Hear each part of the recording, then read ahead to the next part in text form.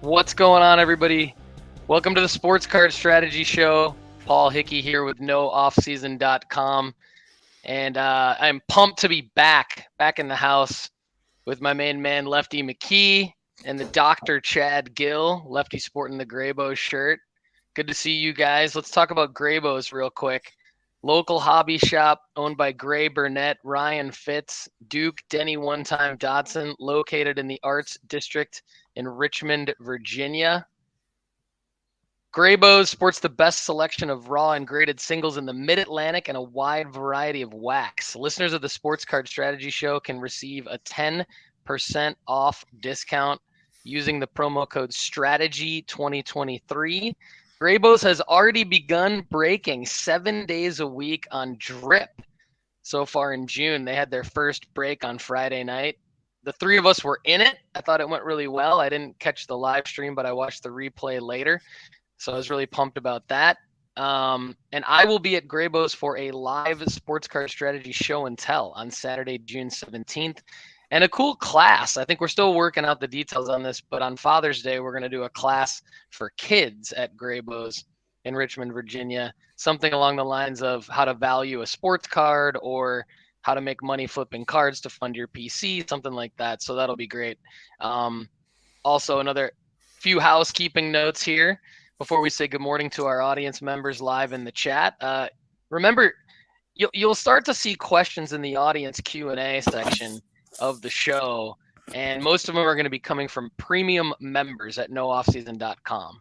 So if you want to make sure you get your question answered on either this show or some premium members only shows coming up, more details on that later, get unlimited personal advice at nooffseason.com. Build your sports card investment portfolio with us. Get a free 30-day trial at nooffseason.com right now. So pumped to be here today. Like I said earlier, Lefty's got his Graybows shirt on. Good to see you guys. What's going on, Lefty? How you doing, man? Man, I just am super glad I'm going to have the crispest mic in the show this morning. We got Pilot Paul and Dr. Crack with his headset on. We're gonna make it happen today, boys. Yeah, I look and sound a little bit different today, and that's because I'm at my parents' house in Michigan in their basement. I am on a golf trip. This is a golf bender, guys. I will be attempting to play 18 holes for 7 days in a row. Oh my gosh. I've played 18 holes the last 4 days, and I've got tee times lined up with my parents for today, tomorrow, and Wednesday before I go back to Tennessee. But don't worry, those of you who are buying cards from me on eBay, I brought my cards with me for the auctions that were ending while I'm out of town. So I can go ahead and ship them, get them out to you. And just wondering if that's something that you guys do. I know there's something on eBay that's like you can set like an away status. Do you guys ever take your cards with you when you're traveling domestically just to make sure they're out, or do you just set the away status? Yeah, I do take them with me, or I package them up and get them kind of ready. And my wife knows how to print the label on eBay, so Nice. Sometimes I just let it happen. So, Chad, what about you? Yeah, I pre-package them, and then my wife or my kids, my older kids, they've all been trained in the art of eBay, so they can print a label, stick it on, and throw it in the mailbox. This is a family ordeal around here, man. Family ordeal. Yeah, that's brilliant. See, I took my cards with me, kind of had them pre-packaged for the most part, ready to print the shipping labels through eBay. So mailed off a couple of cards before my second round of 18 on Friday, and a bunch of auctions ended last night. Buyers paid, thanks to all of you who bought from me and paid, and I'll be shipping them out. I printed the shipping labels this morning, and I'll be dropping them by the local post office here later today after I fire a 79. Boruski's in the house. Chad has the Brinks truck that follows him around with all of his cards. Love that. That's Speaking of Boruski, let's go around the horn real quick. Good morning to Craig's Cards 11. Good morning to Boom Hall Breaks, Evan Bell, Brian Steeler 714. I'm in the city of Bel Air, for those of you who are at all familiar with northern Michigan. And Verusky, of course, in the house. All right, everybody, let's jump into it. We got a lot to cover today. So, Lefty, you're up first with your L of the week, man. What do you got for us? What's up, fellas? Well, I'm glad to be here. And my L of the week, I have two basically. Man, super disappointed that the United States men's national team under 20 team lost yesterday to Uruguay. Just did not perform well in that Uruguay game. Had not allowed a goal all tournament. They had not had one go through into the net all tournament, and then Gaga lets one in early, and then they can't score. They couldn't score yesterday. Diego Luna did not do really well. Cade Cal, not great. So some of those guys that we have been investing in terms of our sports card strategy and soccer wise, just didn't really perform yesterday. Uruguay's a good team. I'm not saying that it's, that they didn't deserve it, but it's unfortunate because this team could have won the U20 World Cup, which would have been really good for card markets and also for their international trade status and stuff like that. So that was unfortunate. And then I didn't really know how to put this, but my L of the week is there's no card darlings in the NBA Finals. I think that's just bad for the card market. Like when I say card darlings, do you guys know what I mean? Like a Tatum or a Giannis or like a Ja Morant, LeBron, like those types of guys. Yeah, there's just certain guys in the hobby that are more inflated than others. For instance, like I think I saw a thing the other day that like the most expensive Jokic card that has ever been purchased was like $87,000 or something like that, which is a lot of money. But I'm saying like compared to like a Ja Morant or compared to like a Zion or something like that, there's just not a darling in the hobby. Like Jimmy Butler's cards don't sell for a crazy amount of money, which is disrespectful to him, honestly. But there's just not a guy in the hobby that's going to get inflated from some of these games. If anybody, Jamal Murray probably will get the most rise, or maybe Bam, but still, like those aren't guys that people are stashing. I mean, maybe Tyler Hero probably has the most card darling of everybody, and he is injured on this Heat team. So that is that's an L, I think, for us, because as the NBA Finals are coming in, it's just there's number one over on Chad's over under light. on. Yep, there it is. But anyway, so that's an L for me. Yeah, I agree. I think that's a good L. Like Maxey would have been another guy maybe as like a card, like lower tier card darling, but definitely like hobby love kind of thing. Yeah. What's up to Duke Dodson? Good to see you and Rocky Empire Sports Cards. Yeah, we're happy to support Graybows and encourage everybody else to support Graybows in their breaks. Check them out on Drip. All right, Chad. L of the week for you, man. Yeah, so they kind of tie together, but I have, no surprise, 5 different submissions at PSA right now. And I was bumming out because I have my W of the week was in my most recent. I didn't time it very well, so I'll get to that later. But in that submission, for whatever reason, the one I sent in last was received on May 17th, and that jumped all the way through the hoops, and my grades popped on Saturday, June 3rd. Wow. I don't know. In 2 weeks, I've never had a bulk listing pop in 2 weeks like that. It's crazy. But anyways, in that submission, I had a upper deck Kobe Bryant that I was hoping for a 9, and I must have missed something on it. It's the only grade that like popped out and surprised me. I got a PSA 5. I spent $200 on this card, and it's now worth $20. So that was a disappointing L for me. Yeah, that Sounds happens. Like a recrack. That happens. And that's actually a good segue, unfortunately, into one of my L's of the week.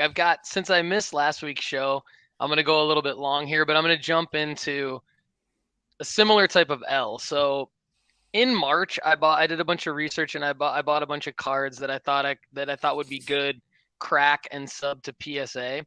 And it was right when we were talking about doing a lot of this kind of stuff on the show. So I jumped right in and got going. And for those of you who checked out the Sports Card Strategy show and tell a few weeks back, this was my submission from when I cracked all of those cards on the show and tell and kind of showed everybody how I did that. So the biggest loss, it was a large submission. So I'm going to go through this probably on the Overflow show. So the Overflow show is a new premium members only show that I've been starting to drop. And so I'm going to do more of this on the Overflow show because this is a large submission. I'll go through the whole thing there, but highlights here on the Sports Card Strategy show. Bought this Kobe 1996 Topps base SGC 10 in March, $664. Cracked it, submitted it to PSA, got a 9. This goes for 140, so that would be a loss. I haven't sold it yet. I'll tell you in a second what I did with it. That would be a loss of $523. Another youch is CSG 10 LeBron Fleer Tradition, 2003 rookie. Bought for $500 in March. Did the same thing. Got a 9, PSA 9. Goes for $225. That's a loss of $275. Another one. These are the 3 biggest L's in this. SGC 95 Giannis 2013 Hoops rookie. Bought for $193. PSA 8. So it goes from an SGC 95 to a PSA 8. That is a loss of $93. So I'm gonna segue into my win of the week because there were some wins here. But I guess before I do that, I'm gonna go back to a couple more L's. So Dang, bro. one L is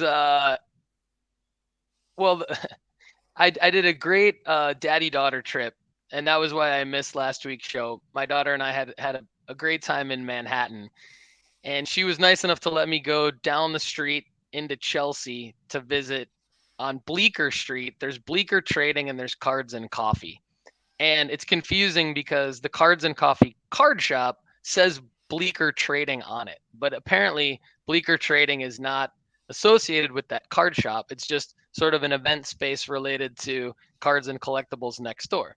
So I made an Instagram post tagging Bleecker Trading, basically saying like, why are your don't you hate it when your local card shop? It was a nice post, but then I kind of said like, don't you hate it when all of the singles are literally 2 times the recent comps? So even if you try to combine everything to make a deal, you're negotiating uphill. So you're never going to be able to actually get to a deal because they've priced it literally like a $50 card. Like for example, Aiden Hutchinson rookie, clearly Donruss auto out of like 75 or something like that. Latest comp $50. They've got it priced for like 100 or 125, and it's just over and over and over again that. And so even if you're trying to combine it, you're never going to get to a deal. So anyway, I tagged the wrong card shop on that one, and got some good feedback from Bleecker. But I just, I put something out there in the Instagram post on like, what are we doing here? Are your local card shops doing that? Because I don't think that that's good for the hobby. I think that if you've got value boxes or graded singles and you've got employees sitting around doing nothing, they need to be repricing the cards because it's just not a good experience for the people coming in there. And yeah, everybody knows I'm trying to make money and everything, but still, like even if you're a kid in there, you don't want your kids paying double the amount for a card that they can get on eBay. So that was an L that I wanted to throw out there and apologize to Bleecker Trading for tagging them in that post. One more L. I got crushed, unfortunately, on my Bowman Inception Bowman U Inception boxes that I bought from Graybo's. Not Graybo's fault, of course, but I think it was like a $450 purchase for 2 boxes, and my 14 singles sold for a total of $54. So I typically don't buy, rip, and flip, but this was not a good, and this is why I typically don't, because I got crushed on that. And you guys might have different experiences than I do. I know it depends on the box. Sometimes I've had better experiences with different boxes. All right, I'm going to get into my wins. So back to my Kraken grade. There were some wins here. So Dr. Chad is right on a lot of this stuff. And again, more on the Overflow show to come. But Joe Montana, SGC 7.5, bought for just under $200. Got a PSA 8, which goes for $400. This is the kind of thing we want to be doing. And a lot of this is about learning which cards make sense to buy, and then after you crack them, inspecting them and understanding which ones make sense to grade, or before you crack them, rather inspect them a little bit better and see if you even want to crack it or not, right? But so a couple more that I did really well on. Michael Jordan CSG 7.5 jumped up to a PSA 9. So that's going to be hopefully a profit of over $200. Another Michael Jordan out of the same set, but different card, number 120. I love that card. This is a sick card, 1988. Number 120 CSG 8.5 got a PSA 9, so that's a almost $250 profit. And then this was a Dr. Chad Guell special, because he wrote an article on this at one of his first articles at nooffseason.com was highlighting actually the fact that, again, you don't have to go from like an SGC 9.5 to a PSA 10. What you can do is you can do stuff like go from sometimes the bigger jump is to research and look at a card like the Griffey 89 Upper Deck, for example. The bigger jump with the higher floor is actually to go SGC 8.5 and try to get the PSA 9. I was able to do this twice. So both of my SGC 8.5s went up to PSA 9s for a total profit of about 140. And feeling, mixed results, but I would say a couple of different things. My takeaways from this experiment, again, more to come on the Overflow show, but I think what I should have done differently was I should have taken less risks. The Kobe and the LeBron were too big of risks. Like the floor was too low on those with the lower grade. The other mistake I made was I need to do a better job, and this is something I need to do before I grade anything, not just the crack, is get a loop and get a ruler. I haven't personally done that yet. And I did not clean these cards off with pantyhose either. So 3 mistakes, I think, there. But anyway, I'm going to pass it over to Lefty for his win of the week. And then when we get to Chad, maybe Chad can comment on all of this crap if he wants to, or he can just go directly into his win of the week. We're trying to move through the show here because we got a lot to cover. So Lefty, win of the week, brother. This one, just right off the bat, just being able to bring in a card that is just lovely, with a Jude Bellingham PSA 10, got it for around 40 or $50 under the previous purchase price. And I think we talked about this card a little bit last week, but this is it in hand with me. And it's one of my favorites that I probably have in my collection. It's just, I love the color blasts. I think they're awesome. And then to have one of my favorite young players in the sport before he has a giant transfer this summer, just absolute win of the year probably for me. I rolled a lot of my profits into this. And so this is just what we're trying to do is just level up. And this is a level up for me. Another small win of the week is the Texas Rangers are the best team in baseball. And I know that the Rays are out there, but the Rangers are doing stuff that nobody expected, and they're scoring more runs than any other team in baseball history, basically.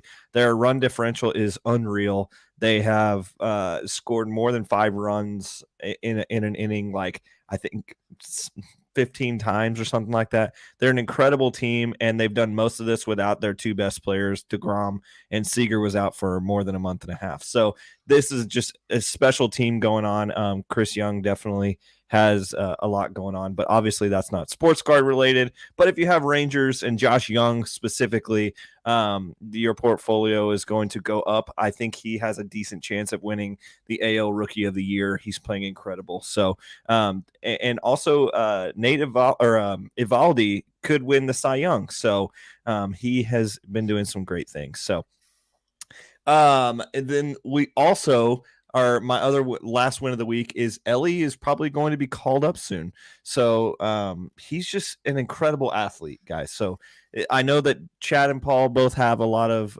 investment in Ellie, and we all do here at the Sports Card Strategy Show. And he is going to be one of the most fun guys to watch in the hobby. So I can't say a definitive when he's coming up. I can just tell that it's getting close. Yeah, for sure. Excited about that one. What about Endy? Is Endy coming up this year? Yeah, Endy has. I would imagine he does. The Pirates just have no reason to do that right now. The Reds have a lot going on. So Ellie would be really great. Endy probably he's a guy that's going to come up probably later in the season. I thought he was going to get called up last month, but then he ended up getting a little bit of a knock. So I could just see them calling him up later in the season. Cool. All right, Dr. Chad. Yeah, win of the week. So, well, before I get to my W, I'm going to comment on Paul's Kraken job. So if you remember, I reached out when I saw Paul, and I was like, boy, that was kind of painful to watch how long it took for you to do that. And then some of the plays, I had told Paul that he had a lot higher risk tolerance than I had. When you're doing the crack play, I can't emphasize enough that I look for cards that if I'm buying a 9.5, the 9 breaks me even. So the floor is like nothing, and the ceiling is everything. So I would have never had the guts to try and crack that Kobe where I could lose $500. I just wouldn't have it. And for the record, what I would do with that Kobe is I would crack it and resubmit it to SGC. That's the play I would make. All right, for my W of the week, I hinted to it earlier. So in my submission that I submitted on May 17th, and it surpassed all of my other submissions, and it's coming back in lightning speed. I thought I was too late for it, and now I'm going to get it back in perfect timing. In a crack and resubmit form, I found a guy here locally that was just fed up with Beckett. He was sick and tired of all of his Beckett cards and all the Beckett news, and he posted an ad on Facebook that he had a bunch of Beckett cards and he wanted his whole collection gone. So I went and I negotiated and I bought them all. And in there was a Michael Porter Jr. rookie ticket auto. Dude, let's go. 9.5 BGS, but it was a true 9.5, so it was 3 9.5s with a 10 on the corners. And I thought, gosh, this thing is a 10. So I was a little disappointed because I'm like, I'm going to get it back. The playoffs are going to be over. This is going to be a play. If I'm lucky, I break even on. So I paid $38 for the card plus the grading, and it popped a 10. Nice. So this is like a $200 to $250 card. I should have it in my hands by Wednesday. So I am actually going to post it either tonight or tomorrow so that there won't be too much of a delay if somebody hits the buy it now right away. But that should be a $150+ profit on that card. So that's my W of the week. Great job. Perfect timing. So you got it turned around for the NBA Finals. When did you buy the collection and crack and submit it again? I bought it May 10th. I submitted it on May 15th. They received it on May 17th. It went May 17th. They received it May 18th. It went to step 2. May 19th, it went into grading. May 24th, I think it went into assembly. And on Saturday, because I've got one that I'm really trying to get back fast, that I submitted It would have been April 27th. It was of the 5 I've got there. The first one of the one that's been there the longest is April 27th. I've got a card in that one that I really want back, like bad. So I'm hitting the refresh button on my PSA page like 4 or 5 times a day, waiting for that to go. That thing has been sitting in QA2 since May 19th. It has not moved. It's like, come on, PSA, let's go here. Let's go, Nanette. Push him forward. Yeah, Come on, Nanette. I said, I emailed her and I'm like, hey, is there anything you can do at all? And she's like, no, that's not my department. She said they get a little pissy with me when I try and do something like that. So all right, I get it. But I was super stoked about the MPJ rookie ticket auto though. So that kind of makes up for this other card that I'm trying to get back quickly. So that's awesome. Good work. Good work.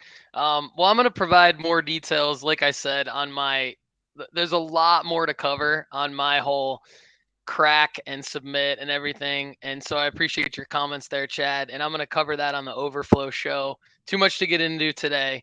A lot of details. So if you want the Overflow show, again, if you haven't already subscribed as a premium member to nooffseason.com, do that and you will get the Overflow show. And of course, if you upgrade, if you'd rather upgrade on Spotify or YouTube to get that premium content as well, you can do that there. One more win of the week. I just wanted to throw out some more love to Graybos. Again, they did their first break on Friday night. I think it was a total win for everyone. Seemed like a lot of fun. Knowledgeable guys doing a great job working through their first break on Drip. I think they did a great job. Check them out on Drip and graybos.co. Again, you can get 10% off using the code strategy 2023. So I know Chad and Lefty were in there. Not sure how we all did yet because I didn't watch the live stream, but watched a little bit. I know I got the Red Sox. Lefty, you got the Diamondbacks. I think that was a big.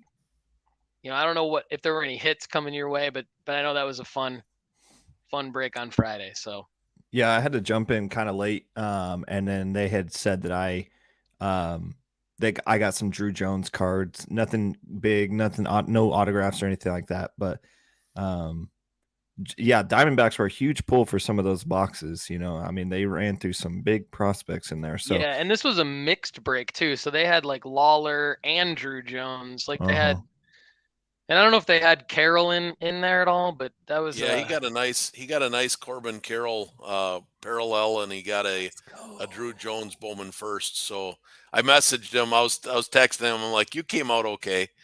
My hopes and dreams on mine are that I bought the last spot at an auction to help out the Graybos boys. I jumped it to 130 to get. They were throwing in a box of Bowman, and I wanted to rip one, so I did that. And I've got a box of 2023 Bowman coming. I had told them that they could rip it live, but I don't think they saw it in the comments. So I think I'm getting that shipped to me, and I'll rip it. And I'm hoping that saves me. Otherwise, Is it a hobby? No, it's a mega. Oh, nice. yeah. But so I ended up with the Giants and oof. Yeah, oof is right. The Giants and I can't remember the Mets. But I had one Pete Crow card that was like mega box refractor or something. But I'm pulling hard for this Bowman mega box coming here that I hit something. So Borusky said he had the Marlins. He was in there too. So thanks to the audience for getting in there and supporting Graybos. We want to keep doing that. Speaking of breaks, so Lefty and I have talked a lot about this. I don't know a lot about breaking. It's not a part of the hobby that I'm typically involved in, but Lefty's a breaker. Chad loves being in breaks. He's got kind of a strategy for what he does in and around breaks to make sure that it kind of works out for him, even if it's just sort of the fun part. But, I've been intrigued and I've been talking to Lefty about this, like, how do we educate the audience on like a strategy for getting into good breaks? Because I think there's probably like some sports card strategy around what breaks make sense to get into. And then there's like other breaks that like we probably should advise people to avoid, that they could probably get crushed on, or that just don't make a whole lot of sense to get into. And so we're going to start doing that. And a little quick teaser here. The way we're going to start this is I have purchased another box of Bowman U Inception from Just Breaks. Lefty's holding it up. It's literally that box. So we're gonna rip this on a upcoming show, and it's gonna be in probably a modified format of how Lefty would normally do a break, right? Yeah, usually I do team breaks, so we're gonna have to do something a little bit different because of all the different kind of players that are in this box. But we'll probably do some sort of a letter break or something. We'll have to get creative with it. But this Bowman U Inception box, there is a chance of a Wemby redemption in here. And Caitlin Clark's autos are in here, and those Caitlin Clark autos are going for a butt ton of money. So so what we're gonna do is we're gonna figure out like how to do the break. We're gonna educate the audience on how we're gonna do the break, and then we'll do it on an episode of the Sports Card Strategy Show. So it'll be like back in the day we did like a Bowman for Dummies and an MLS for Dummies show, and this is gonna kind of be like a breaking for dummies episode. And who will get the cards? So premium members of nooffseason.com who have auto renewed their membership. So that means they've actually paid money. They will be the ones who will get the cards for free. So I'm going to basically submit those names to Lefty, and then he's going to do his magic on how to make that happen, and we'll do that. So that's coming up. I got one more audience win of the week here. But RPO Sports Cards in the house. Good to see you. What's up, RPO? He says W of the week for teachers. Summer has officially started. I know that's true in Texas and in Tennessee. May not be true in some other states, but for sure, W of the week for teachers. Love seeing that.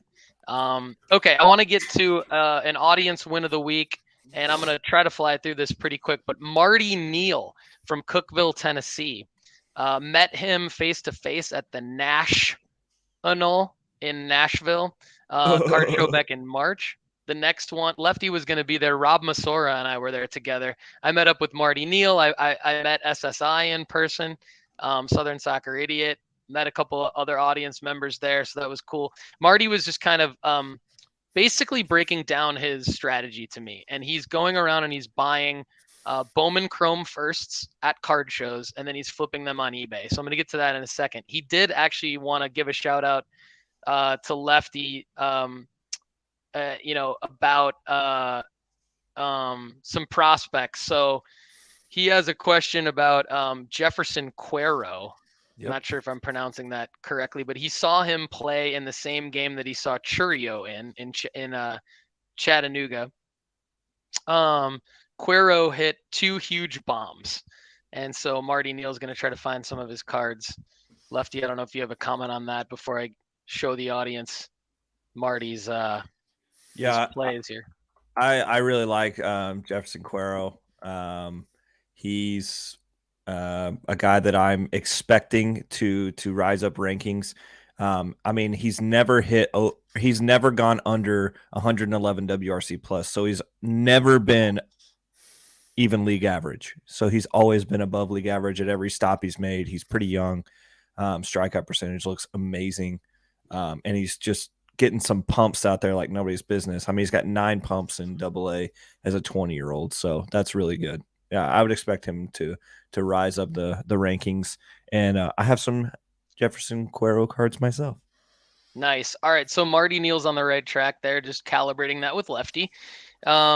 Marty's clearly on the right track because I'm going to run through some of his plays here in a second, his win of the week. But again, he bought these cards at the National in Nashville, in March. And the next one's like July 7th, 8th, 9th. I think I'm going to be there on the 7th and 8th, and I might try to implement Marty's strategy of essentially buying these Bowman Chrome first cards and then flipping them on eBay. If anyone in the audience wants to meet up with me at the next one, that'd be phenomenal.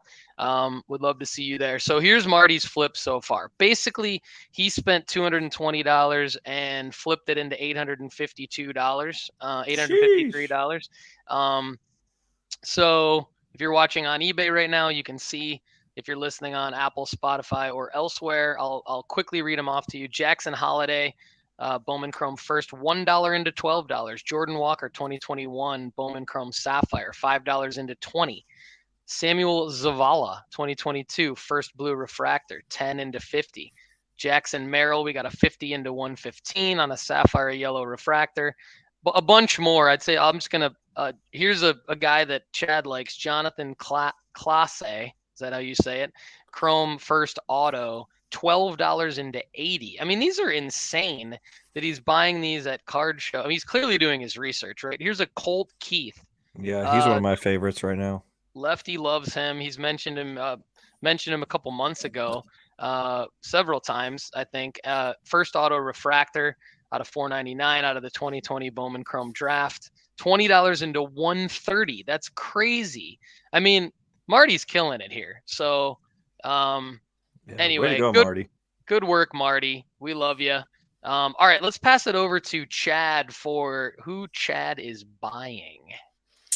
I am still on the NFL quarterbacks buying train. It coincides with the articles I've been writing. I believe that you've got a 2 or 3 week window yet before I'm going to stop buying. Mid-June. I've actually seen some of the NFL QBs. I've actually bought a couple of already graded ones instead of the buy raw and graded, which I've been doing. I've noticed that it's softening just a little bit right now. Burrow's down just a hair on some of his cards. Lawrence is down a little bit, and this happens every June. So I was ready for it, and you all should be as well. Right now is a great time to be looking at whatever quarterback that you like. This is it. You've got a couple of week window yet, and then they're going to start to rise and be ready to sell by end of July to end of August window. You've got the month of August to get rid of them during preseason. Love it. Lefty, what do you got? Yeah, my buys right now, I have Colt Keith labeled as in our pre-show notes. I said we need to be buying Colt Keith. So he's one of the only Tigers that I think is worth doing anything right now. And I also put still quarterback season for Burrow. Tatis is blooming, guys. I think this is important. We talked about this last week with all of my this PSA 10 Chrome run I went on with, like, buying the heck out of these. But Tatis is blooming. I think he will come around for this Padres team. My prediction is this Padres team does make the playoffs, and that Tatis takes them there. You could see Juan Soto with a rise there too, but I think the Padres offense is not done. I think they're still going to make the playoffs. And so I would say Tatis is blooming. Colt Keith, quarterbacks, Tatis. And then this is a guy that I have a shout out to, one of my friends here. I were talking on Instagram, and he was like, do you think it's smart to buy Nate Diaz autos? And I said, interesting. Talk to me about it. And he goes, Nate Diaz fights Jake Paul in August, and Nate Diaz autos are pretty obtainable. And usually before each fight, they go up. And this will be a highly marketed fight in the card darling aspect of what we do. And so I think this is a good buy. So shout out to Turner Schaus, who helped me out with this one. But Nate Diaz autos, he fights in August against Jake Paul. I think it's a good investment. You can get them pretty cheap, and you probably can get a double out of that pretty easy. Because your stat is also promoted to AAA this week, so that is a buy for us. I think he's already on our portfolio management, but because your stat is also in AAA. Yeah, a lot of possibilities there. I like that, Lefty. I like Chad talking about the quarterbacks and the football guys. I expected this in June as well, and I need to dive back in and look at some guys. Chad's written a plethora of articles at nooffseason.com, and I highly encourage all of you to go check those out. There's almost every quarterback that's worth buying right now, with all of the math broken down in a pristine fashion by Dr. Chad Guell, where he's talking about the PSA 10, the PSA 9 expected grade rates, what the floor is, what the ceiling is on each, what the buy-in is for each card, and there's usually at least 5 to 10 cards for each player. And so even Justin Jefferson, Jamar Chase at the wideout spot, I mean, a little bit lower price point to kind of play around with, a little bit. I think if you don't have as much money to buy in to some of the quarterbacks, you could even look at Jamar Chase, Justin Jefferson there. So I really think football still right now is the safe way to make money on the buy and grade at PSA. Highly encourage you check out those articles at nooffseason.com. We literally decided to kind of make that our focus on the website based on people emailing us all the time saying, like, how can I get a breakdown of what cards to do this with, like what cards to either crack and submit or buy and grade. And that's what we've done. So Chad's done an amazing job. Some of our other contributors, Mike Miller, Ryan Painter, Kendall, McKee, have done a great job as well. So check out those articles at nooffseason.com and make buys based on those. I do like the Nate Diaz. Is it Jake Paul, Logan Paul? I always get those mixed up. Anyway, I do like the Nate Diaz call because of like sort of the play. Like it's reminiscent of like my Victor Wembanyama play. And so since my Victor Wembanyama play, I've had a lot of people asking me like, what's next? What's my next version of the Wembanyama play? And I'm going to tell you a couple different things. Number one, I'm buying Caleb Williams still. Nice. And I hope I'm right on this, but I've been buying his Bowman first autos, and there's not a lot of them listed, but I've been buying his Bowman first autos for between 225 and 300, just because there's not that many of them listed. So there is like a bit of a range there, like a $75 range pocket that I'm in. And then I've also gone ahead and started buying his Bowman first base for around $2 or $3. So I'm kind of going risky on the high end, safe on the low end, just acquiring an S ton of Caleb Williams and then gonna grade them all with the there's number you guys can't see it, but I see it in the background. Chad's light went off again. That's anyway, two. That's two. That counts even though I'm not showing it. Anyway, Caleb Williams, I'm a big fan of that play just because the dude would have been the number 1 overall pick this year, as I understand it. And, unless there's some sort of catastrophic situation with him, which we all hope there's not, we're looking at a situation where hopefully I should be able to profit massively on these graded Caleb Williams cards during the NFL draft hype cycle of 2024. So that's my not the same as a Wembanyama quick turn, but it's a longer turn, and it's a safe number 1 overall prospect, like Wembanyama. So another one that, this is great. I've had a lot of people emailing me, telling me like how many SI for Kids subscriptions they've went out and bought. And I love that because I still think that this is the best play. And this, even though the Wembanyama quick flip was like phenomenal, I actually think the greater thing out of this is that we're going to get so many great SI for Kids cards for like less than $1 based on these subscriptions that we're all buying. And another one who doesn't have one yet, but her cards are flying off the proverbial virtual eBay shelves right now, is Rose Zhang. I don't even know how to say her last name, but Rose Zhang, first to win LPGA championship in her debut. And I'm telling you guys, if you look at sold listings right now on eBay of Rose Zhang cards, they're ridiculously high, and they're all just sort of these custom or I don't want to say fake, but just sort of fake cards, really. And she doesn't have an SI for Kids cards yet, as I understand it. So now I'm anticipating Rose Zhang, Bronny James, Arch Manning. Give me these big name SI for Kids cards. So basically, don't buy these Rose Zhang cards, but buy your SI for Kids and get you some Rose Zhang.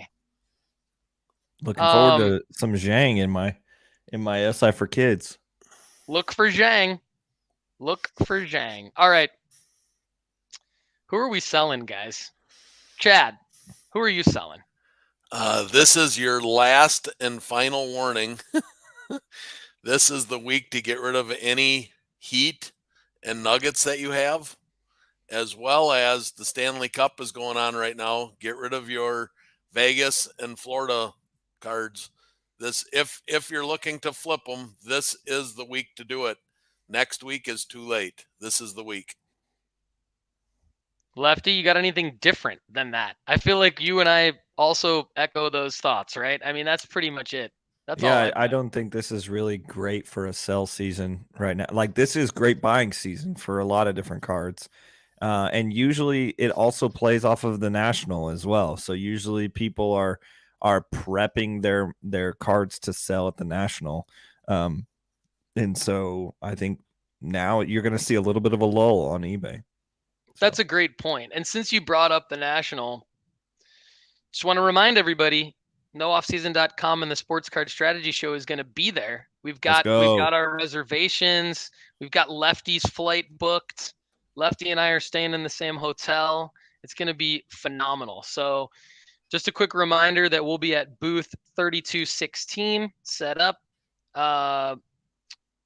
Vintage cards and collectibles with Tim Larson. We'll be there as well. We're going to crack your slabs for you for free. So that was Chad's idea. We're gonna crack your slabs for you for free. Bring us your slabs. That'll put you in a position where if you don't want to crack your slab, bring it to the national. We'll do it for you. Or if you're at the national and you now you know as part of your card show strategy that you can go look for slabs that you would want to crack, and we'll do them. We'll crack them for you at the show. Clean them off for you. Then you can go submit them over to PSA right there because PSA will be at the show. So card show strategy, sports card strategy show will be there to crack slabs for you. Pumped about that. I had a guy find me in Lexington and bring me a card and say, "Can you crack this for me?" Awesome. You're offering that? I mean, yeah, but I didn't. I had not publicly offered it, but he was like, "Hey, can you do this for me?" So okay, nice. So here's the cracked Josh Allen PSA 9. Look how clean that is. And actually nothing cracks like a PSA slab. I will say that. That's a teaser for an overflow show coming up. Nothing cracks like a PSA slab. Super easy, super soft. Anyway, we're still looking for interns at the national too. We got a few already. A few prospects already. We haven't like signed anybody. Go ahead and read it, Lefty. Read it. Me and my dad are taking a hog and sidecar from the Philly area. Can you please video that? We need pictures, and you've got. I want you to be holding your however you bring your cards to the national. I want you to be holding them in the sidecar. I hope your dad's the one driving. That'd be funnier. So yeah, Borusky needs to be in the sidecar. Yeah. That'd be amazing. All right, we're still trying to figure out maybe what we do around a meetup, so everybody can come visit us at the booth. But we're thinking there still should be some sort of a meetup after hours kind of a thing, just so that we can all get together, take a group picture, all that good stuff. All right, let's get into the audience Q&A here. Picture with the side hog. Yeah, Borusky can drive his side hog into the Donald E. Stevens Convention Center and drive it right up to booth 3216, and we can have some fun with that. I want like some memorabilia from the side hog, like signed by Borusky, game used. All right, audience questions. This is there's a question somewhere in here, but I want to give a shout out to premium member Paul Schmidt's Buckeye Dill. You guys probably remember the name. He's taken Chad's Chadonomics into a spreadsheet situation, and he's building an intro to Chadonomics 101 type of a situation here, and he ran it by Chad and I in an email, and I just wanted to give him a shout out. So basically he's starting to experiment with like a 2022 Mosaic Patrick Mahomes pink camo and a 2022 Donruss Garrett Wilson press proof premium, and he's building out the spreadsheet to basically show what Chad is showing on his articles at nooffseason.com in terms of the grading costs, the raw costs, the upside, the downside. He's even taken it as far as like down to PSA 8. I think Chad does that in all of his articles anyway. But a spreadsheet like this is a great idea for those of you just to track what you're doing, and maybe even before you make the purchases, right? Start before you make the purchases with what these would be. And so we're having kind of a conversation around like Chad using 20 cards as a framework in his nooffseason.com articles. But one of the questions in here that Paul has is, can you mix and match different of the same player for a submission? For example, on the Justin Jefferson play at nooffseason.com, can you mix and match the 4 different select versions of his card to get a minimum amount?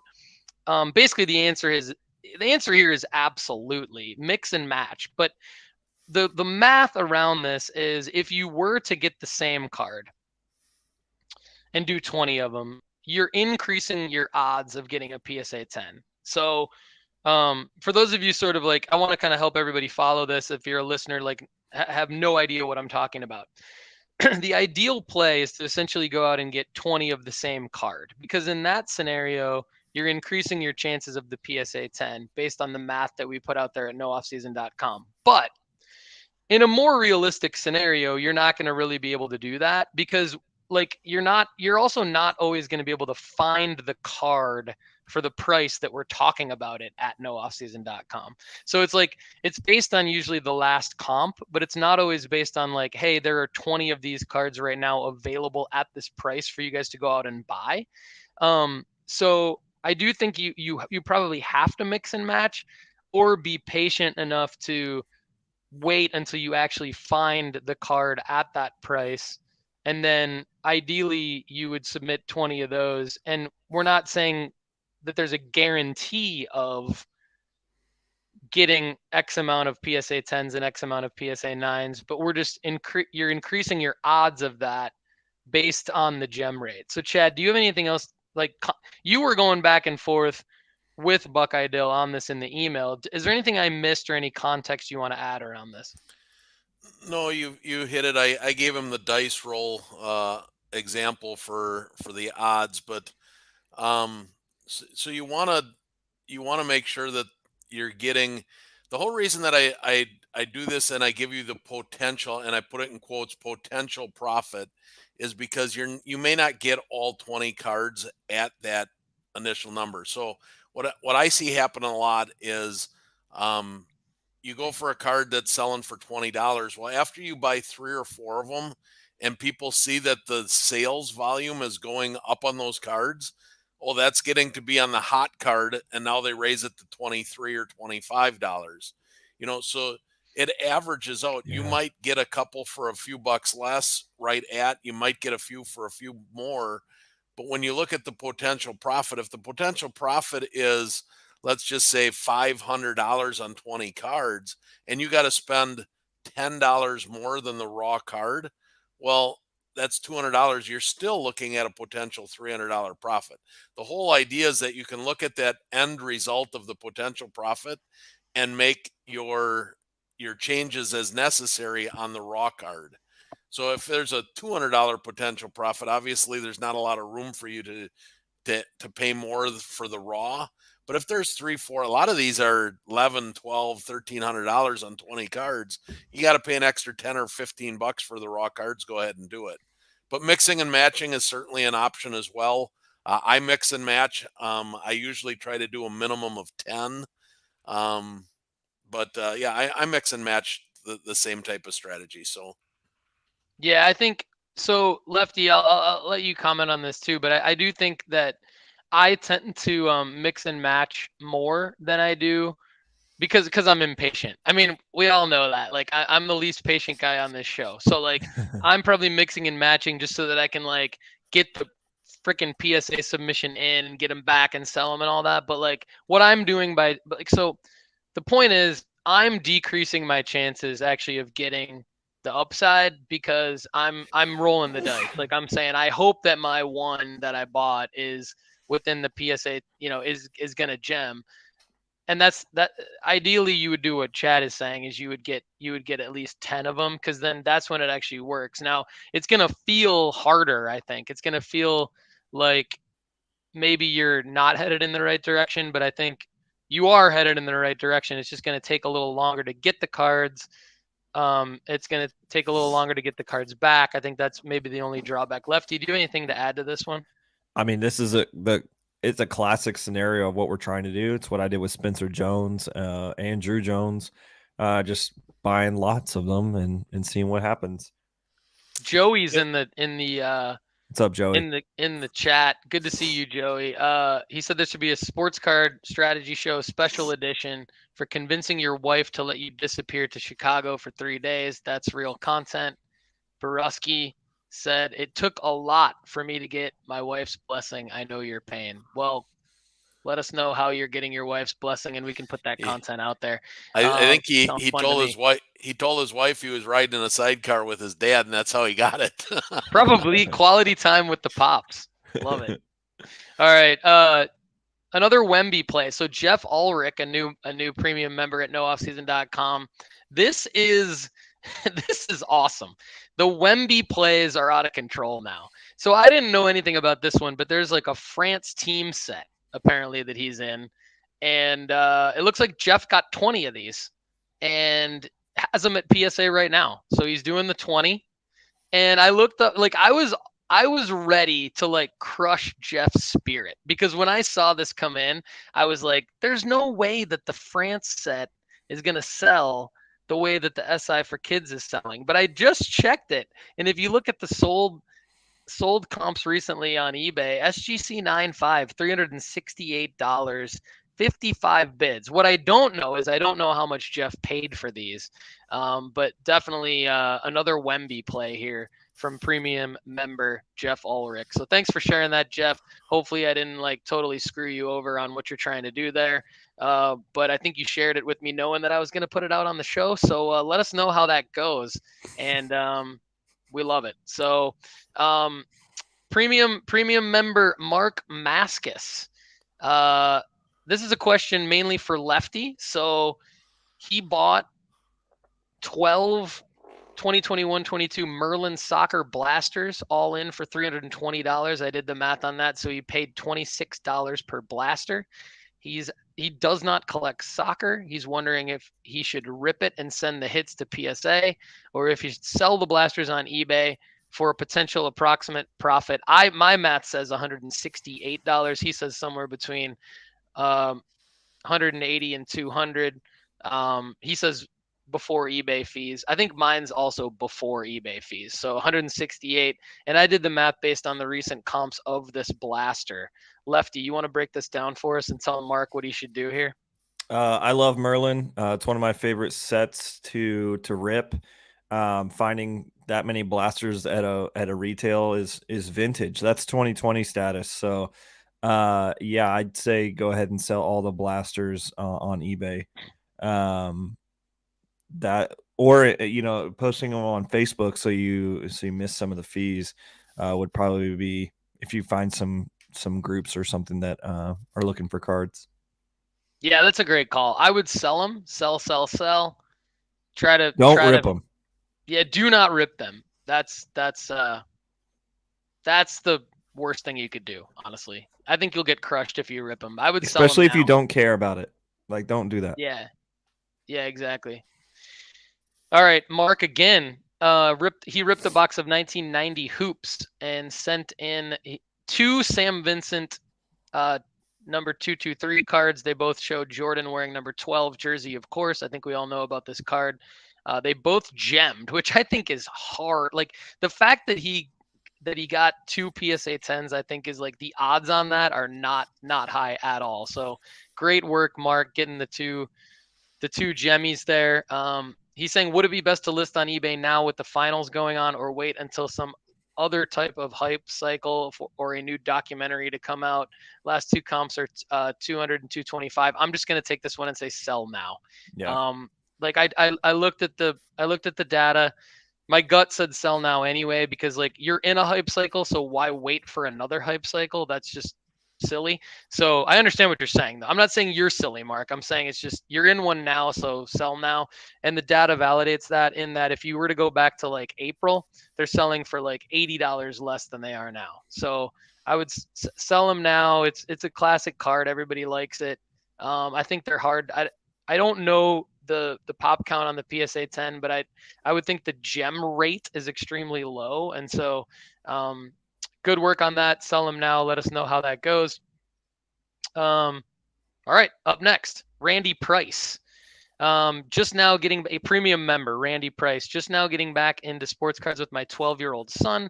We are mainly focused on football, basketball, and baseball cards. There are so many different products, brands available these days, and I was looking for advice on which specific ones you recommend for each sport and who to stay away from. Thoughts? Lefty, I'm going to let you take this one first. Can you put the question back up there so I can Absolutely. Yeah, I think I think there's a lot of room right now for baseball products. I think basketball products, especially if you're super getting into it really fresh, there's less players, but you're going to pay more per player because there's less players. So typically basketball cards are more expensive per player. Football cards is quarterback collecting, but baseball has a lot of room. It doesn't sound like you're super into other sports, so although soccer is a good opportunity to get into, baseball is relatively easy to get into to understand the market. There's a lot of players. Players are cheap. You can get them for fairly cheap.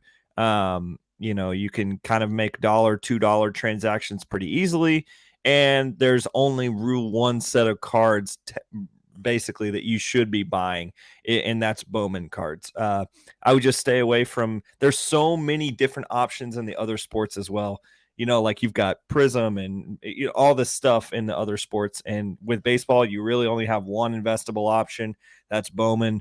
And Bowman cards, just stick with that. Even in Bowman there's some other aspects like Bowman's Best and some other stuff like that. Just rip Bowman baseball stuff, Bowman Draft, Bowman Chrome, Bowman Baseball 23. Start there. That's what I would do. Yeah, and I'm not the best person from a collecting standpoint to comment on this. Lefty's spot on from an investing standpoint. Chad, do you have any suggestions from like the collecting? Are there cool sets that are lower priced options for his 12-year-old son?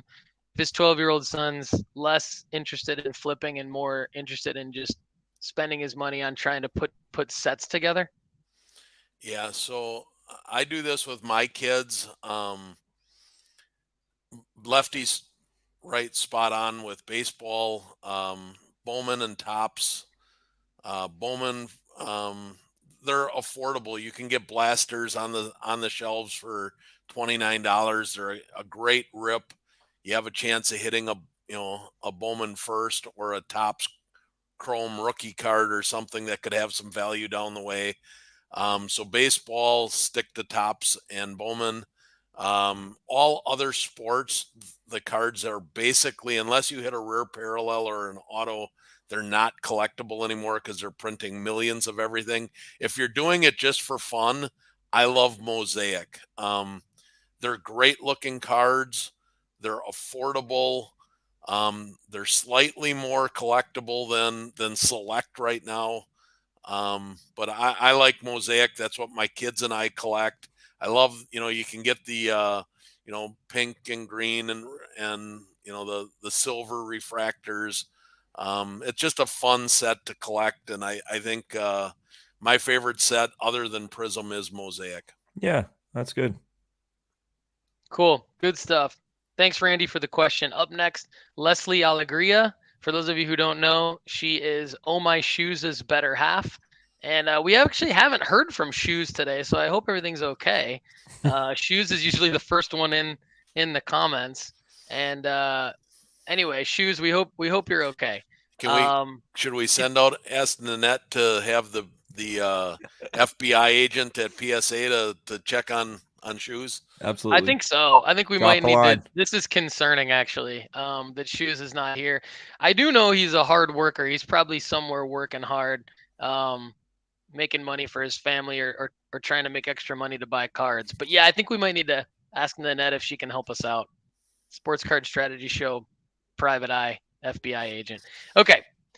Leslie Alegria, to your question. Although she emailed me this last night, and I'm not like late getting to it, but this will happen all the time, right? I think this lot that she wanted to buy is already gone. I think somebody just bought it for $75 because I looked it up. But she was asking about. I think let's answer the question anyway. Thinking of buying this Justin Jefferson lot. The husband says no. The husband is Shoes, by the way. Shoes says no, but one of the Justin Jefferson cards in an insert has Joe Burrow and JJ on it, and it's an RC that last comps for 19. I enjoy watching both players. I hope Justin Jefferson and the Vikings go far. What do y'all think? Worth bargaining for? Leslie Alegria, thank you so much for being an audience member and submitting a question. This is a premium member. She's a premium member, everyone. Let's go, Leslie. What do we think here? I'm going to say no, just because there's no serial numbered cards in here. The PSA is a 9, so it's not going to be resellable really. You're already probably buying off of the Justin Jefferson hype. I mean, that's clearly what this person is doing, is putting Justin Jefferson cards and just letting the name pay for itself. And that Burrow card is not going to pull that much of an interest, I don't think. So I'm going to say no. So Lefty, did the buyer overpay when they paid $75 for this then? Well, I don't know what that PSA 9 is worth, but I'm assuming they did, yes. Yeah, I'm assuming that PSA 9 is not worth more than like $20. Just a base Donruss, I think. That's what I would assume. All right, let's take a quick question on the fly here, because Brian Steeler 714 has something here. Loyal audience member. Wondering if you can't afford a Bowman first auto, what about Bowman's best autos, especially numbered versions or Sterling or Platinum? I think you need to collect the same year as their first Bowmans. Lefty, yeah, this question comes up every now and then. Usually every couple of months, somebody's like, "Hey, I want to O'Neal Cruz auto. Should I buy, one of his additional autos or Ellie, stuff like that?" I did this with some of the guys that I liked early on. I did this with Kellenick, and I did this with Brennan Davis, and I also did this with Nick Gonzalez, who has a chance to make it to the big league team pretty soon. Okay. But just dropping a little line there for a guy that has been in the grave for us for a while. But I wouldn't do this just because this is the age-old thing of like convincing somebody that you need to buy this. If you want a card that you're going to like, if you just want it because you like the card, then go for the first, like the Bowman first without the auto. You're still going to like it. You're still going to look at it. I have a Bowman first Julio Rodriguez PSA 10 that I look at, and I'm like, dang, I love that card. And it's not autographed by him, but it's his card, And so I think you're going to be paying a little bit too much for a card that's not going to resell easily.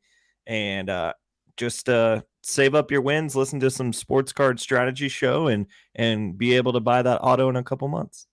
Yeah, I like everything you said there, Lefty. When it comes down to it, you're trying to do too much, I think, with this type of play. I think you're trying to manufacture something that's not necessarily there. And I think that this happens all the time, not just in Brian Steeler 714's example.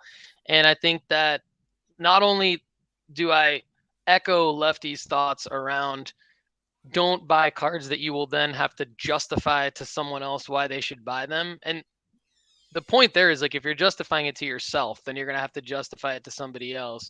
Yep. But another thing too that I think is worth talking about real quick related to this question is that Lefty kind of said you don't have to buy the autos. You can go to the Bowman Chrome first of the player that's the non-auto. So I think what that made me think of is the fact that a year ago when we were doing this show, I think we needed to buy autos in order to, well, let's say 18 months ago when we were doing this show, we needed to buy autos to see a return on cards because grading hadn't been lowered down enough yet. And the grading turnaround times at PSA weren't quick enough yet to be able to make a grading play.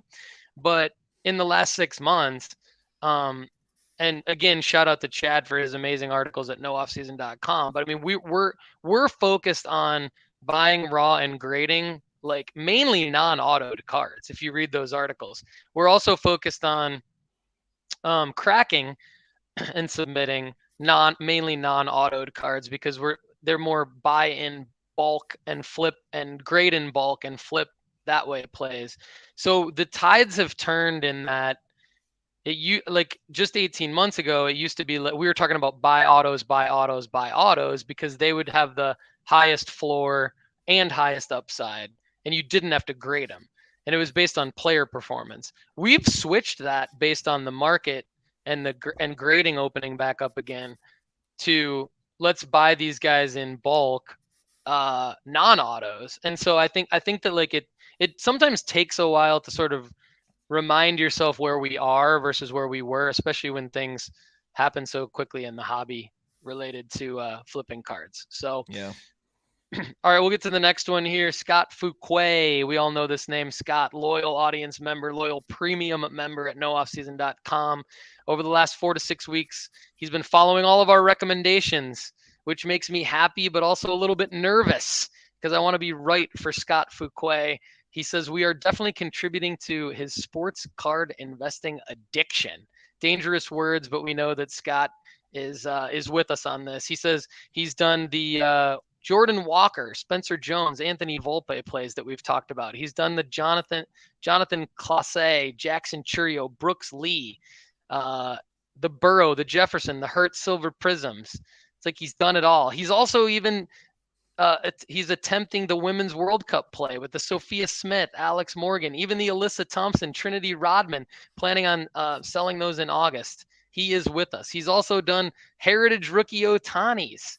Now he has several of them at PSA waiting to get graded. Also got in on some Bellingham rookies. Signed up a couple of times for SI for Kids. Let's go, This guy's Scott. Just killing it. We love it. So let's get to Scott's question. We're still not to Scott's question. Yeah, where's the question? Okay, I think there was a question in here. Is there any rationale? Okay, so here it is. This is his first submission to PSA. He's watched several videos on what to do, including a show that I put out there from the Mint Collective where CSG's lead grader was going through like how to kind of grade your cards before you send them in for grading. His question, I think he's got some great questions in here. Is there any rationale for how many to submit at one time? Is there any info on whether it is best to submit 100 cards together or break them up into 3 to 4 separate submissions? Not sure how timing works in that regard. Will it take longer to get 100 cards back?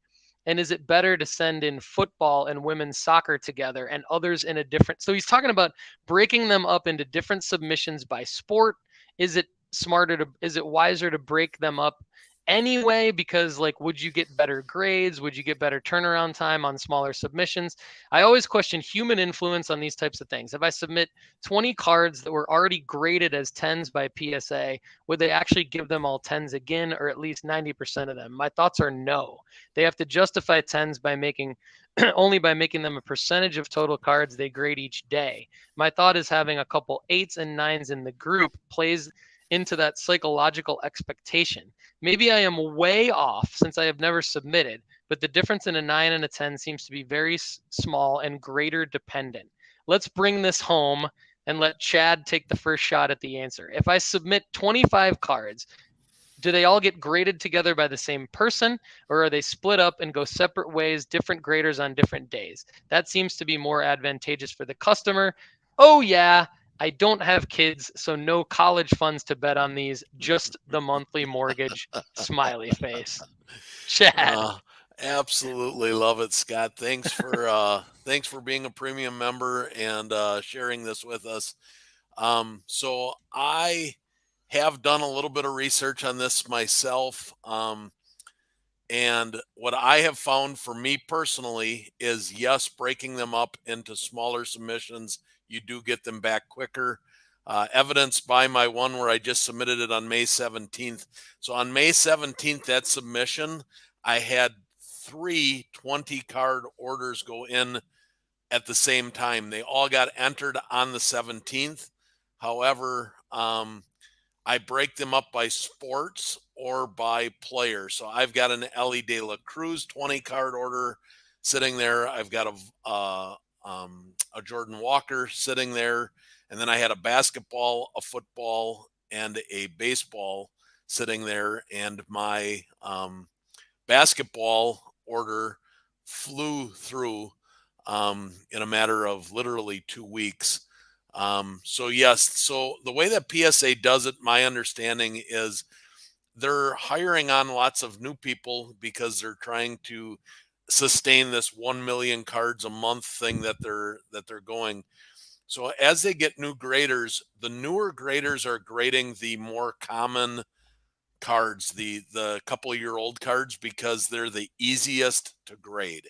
So therefore, if you can break it out into a category of years and keep them in a year range together, those cards will fly through much faster than say if you had a couple cards from the mid 90s, a couple from the early 2000s, and then a couple from the 2018, and then a couple 2022s. They all would fit into that bulk category of 1990 or newer. But if you can keep them in a closer year range, that will depend which grader gets them. And then that will also allow them to fly through. So the vintage stuff, they have less graders that can do it. So therefore it takes a little bit longer, if that makes sense.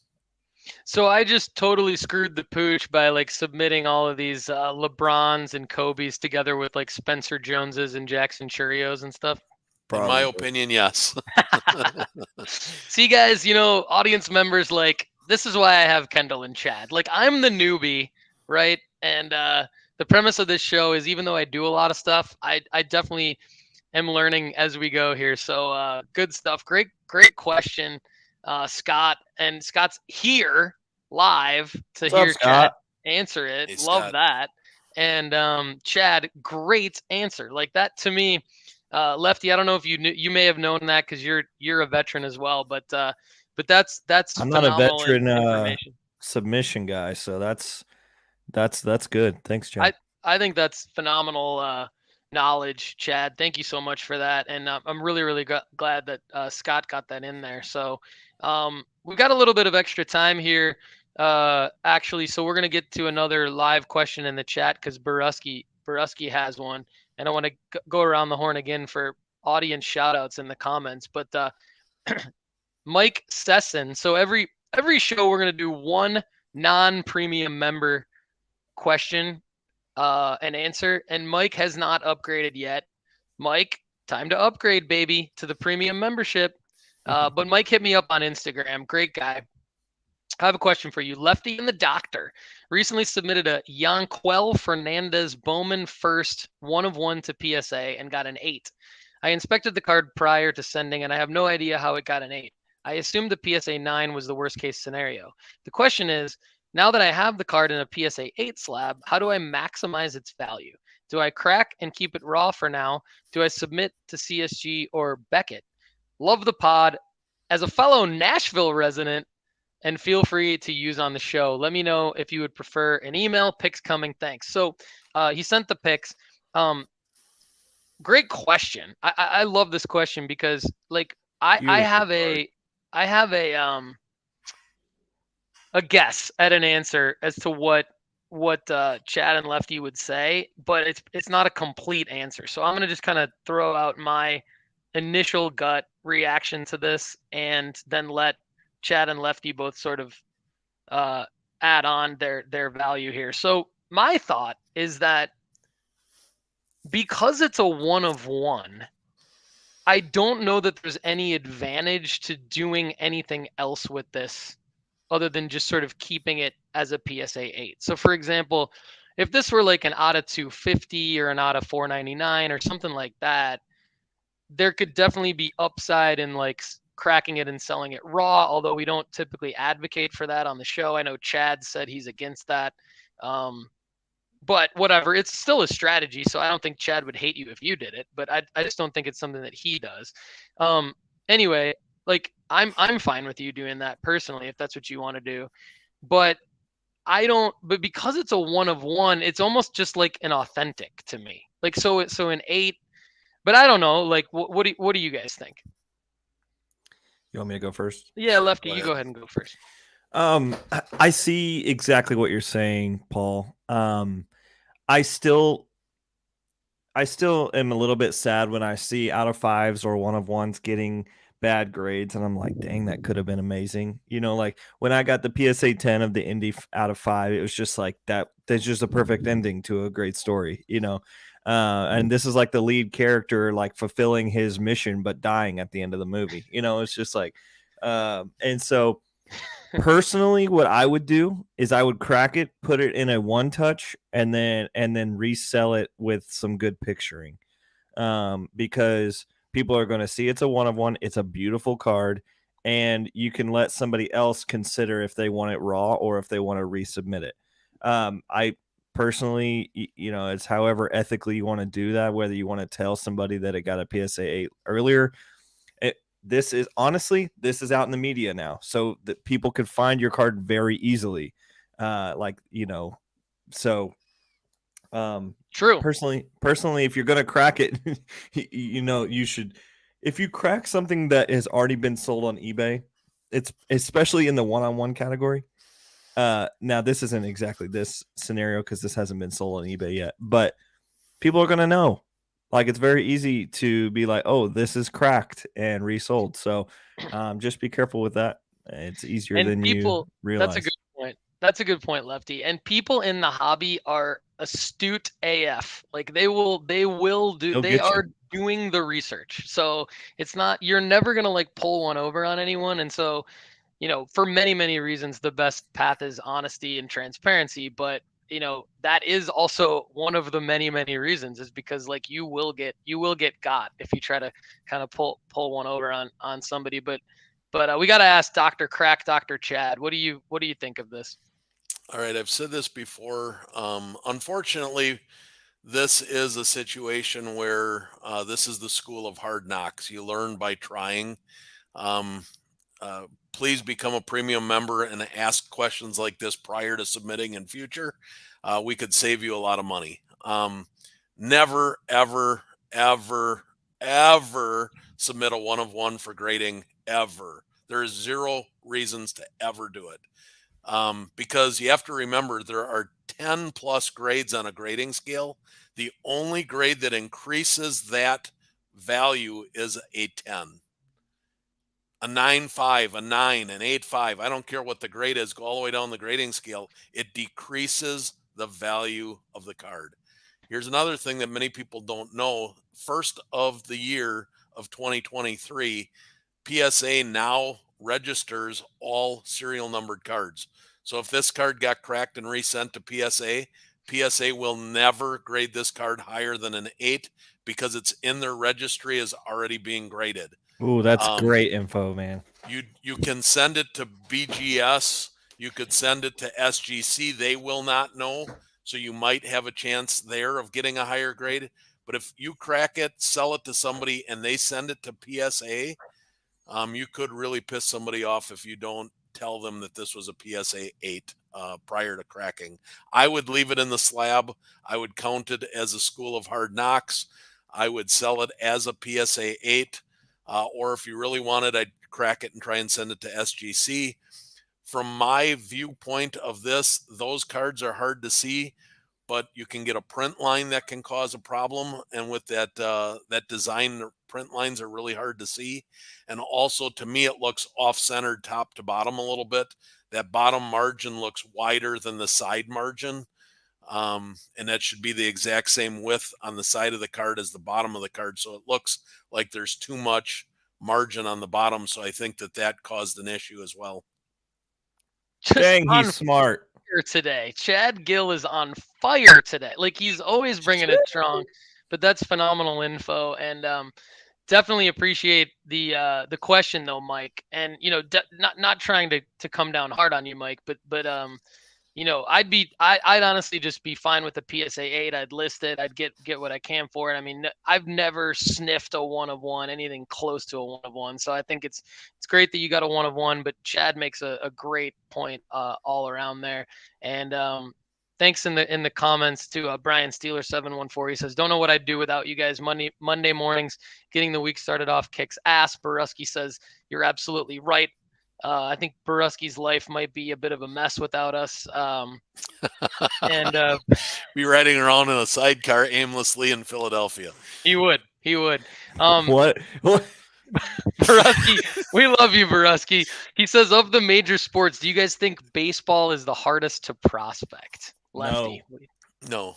I think it's the easiest to prospect. Easiest, absolutely easiest. Come on, Boruski, get your head out of your ass, buddy. It's the easiest to prospect. Get your head out of the sidecar. We love you, Boruski. We're messing with you. We're messing. All right, everybody. So Paul, just briefly, do you remember when we were driving through Philly together in that cab, and then we saw 2 deer in the middle of downtown? Yes, I do. What a strange occurrence. Literally in the industrial park, and there's just 2 deer standing in the side of the road. It was the craziest thing I've ever seen. Boruski, can you answer that question for us? Why are there 2 deer in industrial parks in Philly? Answer that question for us if you can. Submit the answer in a sports card strategy show and tell, because guess what, guys? Oh, here we go. There's Boruski. There's Boruski and his dad. Vroom, vroom. That's great, Chad. For those of you listening on Apple and Spotify, Chad found a fake news picture of Boruski and his dad in a hog in a sidecar on the internet. I lost my train of thought. Smaller than I imagined. I lost my train of thought, but I quickly got it back because I'm so focused on promoting the Sports Card Strategy show and tell. I will be back in the studio, my own home studio, on Thursday this week. Sorry for all of you because I skipped the Sports Card Strategy show and tell last week because I was literally on a plane to play 7 straight days of 18-hole golf on last Thursday, so I couldn't do it. If I had not literally been on the plane during the time that I normally go live with the show and tell, I still would have figured out a way to do the show. So everybody, get your submissions into me. Email me at paul@nooffseason.com. Get your Sports Card Strategy show and tell submissions into me before Wednesday evening, hopefully, if you can this week, and I'll get them on the show. I know Chad's got one in. Some other guys got one in from last week that I'll be using. Another quick reminder here. We'll get to Scott. Before a quick reminder, Scott Fuquay, premium member, in the chat. At what count is it advantageous for grading? One of 10, 1 of 25. So this is a follow-up on what Chad said earlier. Good follow-up question. At what count is it advantageous? Because Lefty graded it out of 5, right? Out of 5 ND. That's a little risky, perhaps. Is it out of 5? No, anything that's not a 1 of 1. Okay. 2 of 2, 3 of 3, 5 of 5. That's anything that's not a 1 of 1. The reason that 1 of 1 is because you only have one shot. You know, if it's a 2 of 2, there's 2 cards out there. Maybe the other one grades an 8 and mine gets a 9. Now my card is worth more than the non-graded or the 8. So anything other than 1 of 1s, it's worth getting them graded. A 1 of 1 just makes no sense. Yeah, because it's just about creating rarity, and there's already the rarity in the 1 of 1. There's no competition to a 1 of 1.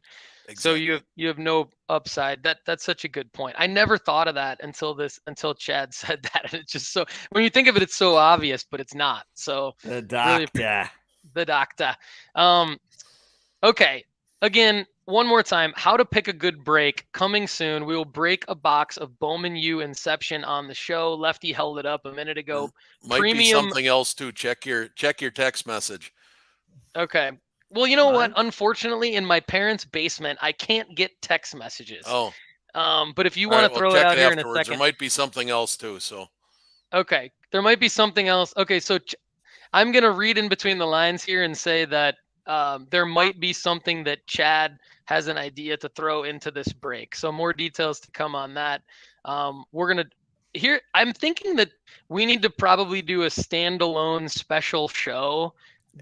So I think what this is going to end up being is it's going to be a special edition sports card strategy show on a different day and time where Lefty, Chad, and I can all do it together. We'll let all of you guys know all the information. The three of us will be on it. It'll be super fun, and it'll be only how to pick a good break, but it's literally going to be probably me asking some dumb questions. Lefty's going to break this box. It only has 7 cards in it. We'll do a lot of talking. It sounds like there might be something else related to it from Chad. We'll figure that out later and give you guys more details. Legacy Sports Cards in the house. Legacy FC, Legacy Sports Cards 704. Very helpful on that 101 comment. He has a couple and was considering. So this is like spot on again. Mike Sesson, great question. We had some great questions today. Anything else, Chad? You're on the screen. Anything else you want to add for today's show before we sign off? No, great show, great questions. I appreciate all the members, and please, if you aren't a premium member, get signed up. We can help you profit from that. We'll help you profit from it. And if you stay subscribed past your free trial period, you're going to get the premium pack. I'm pumped about the premium packs coming. Scott Lawrence, thanks for being on the show with the comment there. Appreciate the love. Lefty, anything else you got for us before we sign off for the day, man? Yeah, I have some interesting players that are making a comeback that I think I'm not in. Hang on, Lefty. I got to run. Okay, bye. All right. Bye, Thanks, Chad. guys. Talk to you later. There's 2 guys that I think are interesting storylines to follow. Not sure if there's a sports card value here. There could be interesting plays, but Julio Teheran, he first made it into the major leagues in 2012, I believe, and he is back in the saddle. And so that's kind of interesting. He's 32 years old. He made the majors so young for a Braves team that, this guy's pitching for the Brewers now, which is just kind of interesting. So it's an interesting storyline. Watching Julio Teheran actually be relevant in 2023 is interesting. And then additionally, another guy that is just a wild storyline is John Singleton. Can I just read this to you, Paul, real quick? Do you have to go? Nashville Sounds player? No, he is now. Well, he might have been at one point. He is now a Brewer. Yeah, played. I've seen him play live a couple of times. Let me just read you this timeline. You ready for this? Yeah. June 2009, drafted by the Phillies in the 8th round of the MLB draft. March 2011, named Baseball America's number 39 prospect. July 2011, traded to the Astros for Hunter Pence. By the way, I graduated in 2011 from high school. September 2011, my first year of college, he was named Astros top prospect by Baseball America. June 2012, he tested positive for marijuana, no longer something that players are tested for, by the way. January 2013, tested positive for marijuana a second time, suspended 50 games. June 2014, Astros signed Singleton to a 5-year pre-arbitration deal that guaranteed him $10 million and could escalate to $35 million. First extension ever signed by a player with no MLB experience, which we've now had that be a precedent for the top profile players. 2014 June makes his MLB debut. So that was almost 10 years ago. 2015 option to AAA Fresno to start the season after hitting 168 as a rookie. 2016 clears outright waivers and is signed to AA Fresno. 2018 fails a drug test for the 3rd time and is suspended for 100 games. May 2018 released by the Astros. April 2020 signs with the Diablo Rojas del Mexico of the Mexican League. December 2021 signs a minor league deal with the Brewers, and he hit 24 home runs with an 809 OPS in AAA during the 2022 season. So I had a really good season last year. June 3rd, 2023, John Singleton makes his return to the big leagues for the Brewers. So John Singleton back in the big leagues in 2023. He is currently up with the Brewers, has had 2 games played with 8 plate appearances. Hasn't really done much yet. I think he's got 1 hit so far. But what a storyline for John Singleton, age 31, sticking with it, back in the pros with the Brewers. And just because this is a sports card strategy show, in case you wanted to know, He has COM-C Bowman Chrome autos for $3. That's incredible, Lefty. What a great breakdown of that. And I've seen John Singleton play twice in person. Once last year with my kids and my wife's uncle and my father-in-law. And his walk-up song was "What's the Difference" by Dr. Dre and Eminem. And he instantly became my daughter's favorite player because of the walk-up song. And then we saw him play again this year, and he had a horrible walk-up song, so we decided we didn't really like him that much anymore. And now he's in the big league, so that's awesome. Love that. And in other news, I am so happy that we stayed a few minutes late on this show because Oh My Shoes is here. What's up? Oh My Shoes is here. He said he woke up late. Good morning, duder. Yeah, play the episode back. Drink your coffee. We love you, Shoes. We commented on you earlier in the show. We're glad you're okay. We got Leslie's question answered, and you were right. Your answer to Leslie's question was right. So good work out of you. Well, according to us. Now, we're not trying to get in between you guys. Yeah, that's right. According to us, it was right. But you also, when you watch this episode back, you will see that you have the win of a lifetime because you have a wife who collects sports cards with you. So congratulations on that. Yeah, that's almost as good as my grandma doing it. Your grandma collects? Yeah, she buys into our breaks. Is it Grandma McKee or is it Grandma other last name? It's Grammy Hughes. Her name is Mama.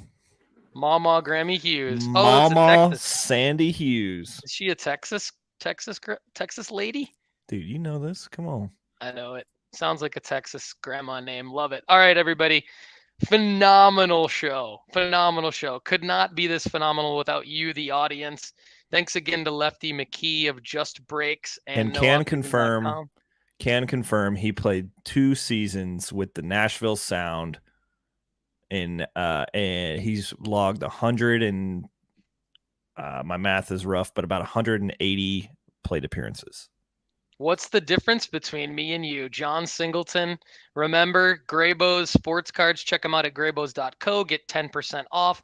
Use the promo code STRATEGY2023. Check them out on Drip. Get unlimited personalized advice at nooffseason.com. Build your sports card investment portfolio. You've got a free 30-day trial right now. But you need to stay subscribed beyond that trial to get a bunch of extra stuff that we believe is phenomenal for you. Everybody, thank you so much for watching and listening to the Sports Card Strategy Show. This is episode 85, and we got probably 1,085,000 more coming at you soon. Lefty, I think we should cue that rock music. Have a great day, man. Cue it, baby. Wow, wow. Yeah.